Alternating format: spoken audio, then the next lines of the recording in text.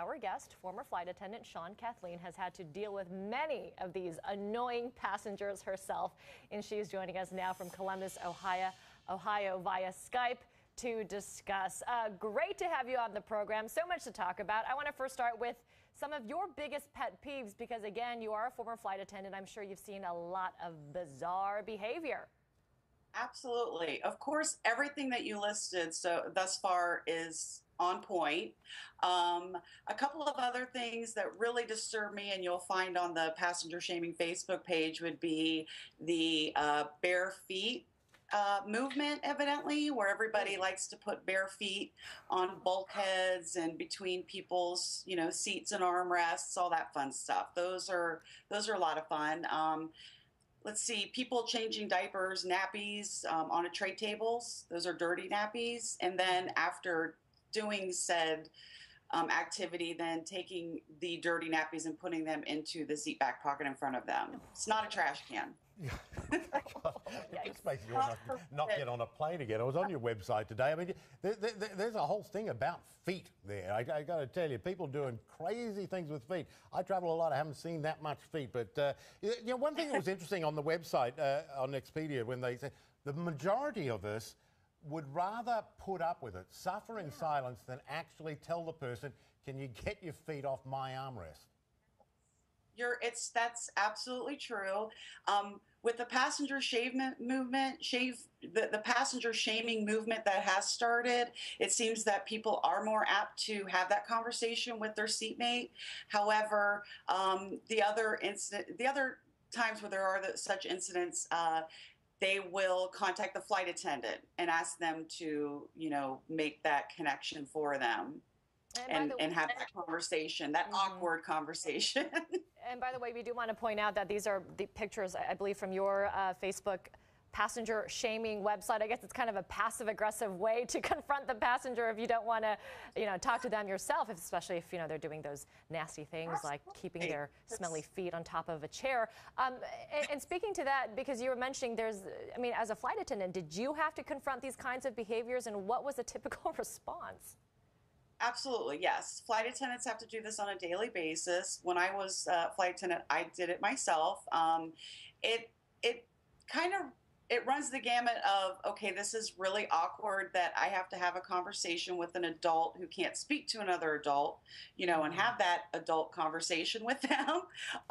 You kind of feel like you're playing kindergarten cop sometimes. So, it would be nice if, if something is bothering you while you're on a flight, just to have a nice, polite, of course, not approach it in a negative way and just say like, hey, maybe this is XYZ's bothering me.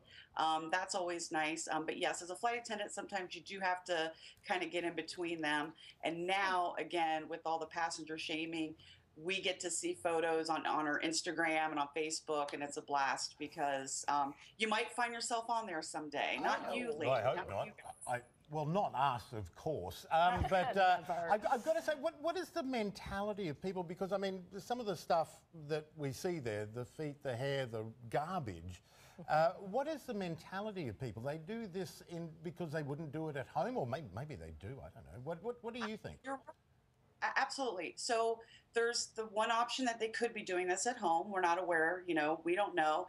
But I also sense a really strong I also see a really strong sense of entitlement that people feel that they have once they spend X amount of dollars on an airline ticket, and they feel like that entitles them to treat the aircraft as they wish, i.e. their living room, or, leaving rubbish, trash everywhere. It's a nightmare. That's my personal opinion. I do feel, and I did see that in my 7 years, where there was a very strong sense of entitlement. You get a lot of narcissism. People feel like they're the only passenger on the airplane.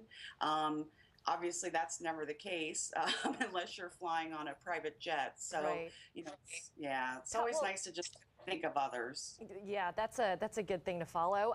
But talking about people behaving badly, just wanted to ask you a quick question, because Expedia, according to the survey, 1% of U.S. flyers say they are members of the Mile High Club. I have to ask you, have you ever caught anyone?